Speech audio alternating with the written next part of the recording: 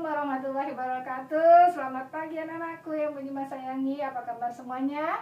Semoga semua dalam keadaan sehat walafiat ya, dan selalu berada dalam lindungan Allah Subhanahu wa taala. Amin amin ya rabbal alamin.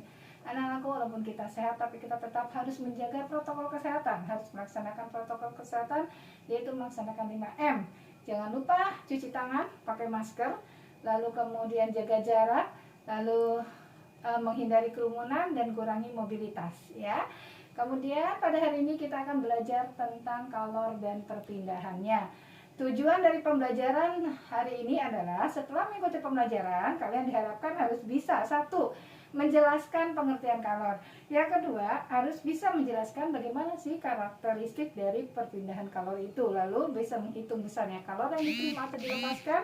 Dan yang terakhir, kalian harus bisa menjelaskan tentang pengaruh kalor terhadap suhu dan wujud suatu benda.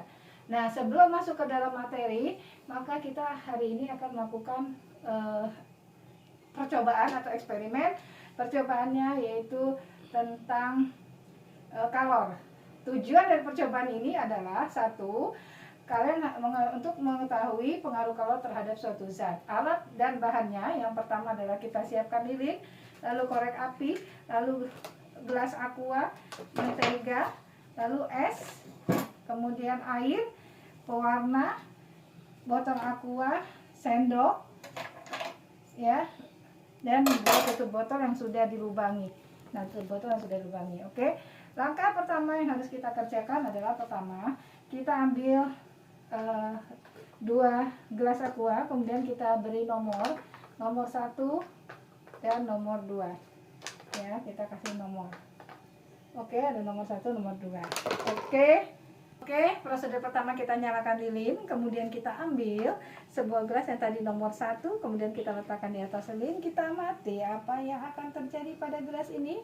Ya, ternyata gelas ini bolong, ya. Kenapa bolong? Karena dia menyerap panas yang berasal dari lilin tersebut. Ya, yang kedua, kita isi gelas aqua yang kedua, isi air, kemudian kita biarkan kita panaskan di sini, ya, di atas. Ya, ternyata gelas ini tidak bolong, ya. Kita lihat, ajaib sekali tidak bolong. Why? Kenapa?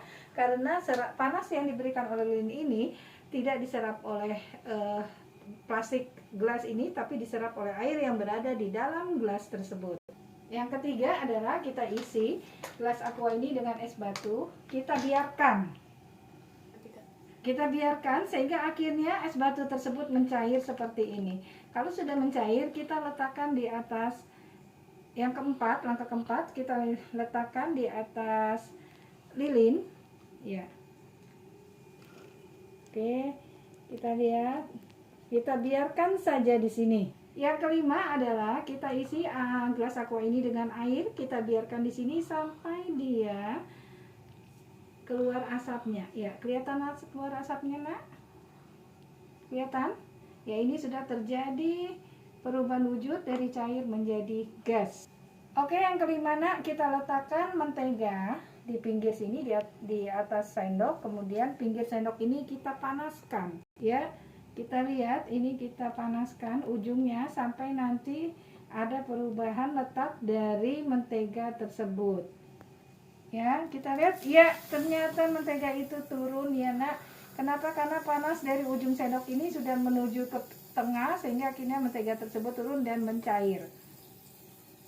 Ya, ini kenapa bisa terjadi seperti ini? Karena di sini terjadi perpindahan kalor dari ujung sendok menuju ke pinggir atau ke tengah sendok ini. Perpindahan kalor secara melalui zat padat secara seperti ini dikatakan dengan perpindahan kalor secara konduksi, yaitu perpindahan kalor melalui zat padat.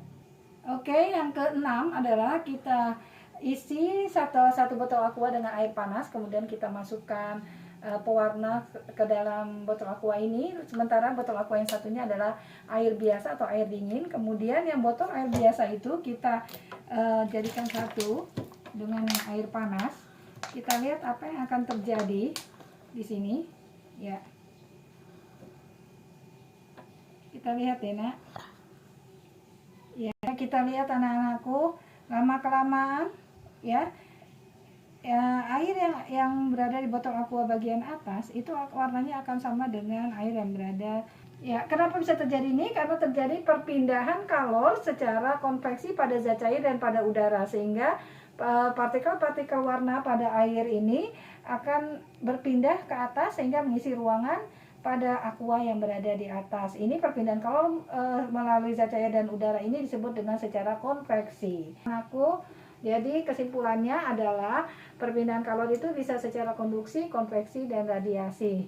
Ya, sedangkan kalor adalah energi yang berpindah dari benda yang suhunya tinggi ke benda yang suhunya rendah. Terima kasih.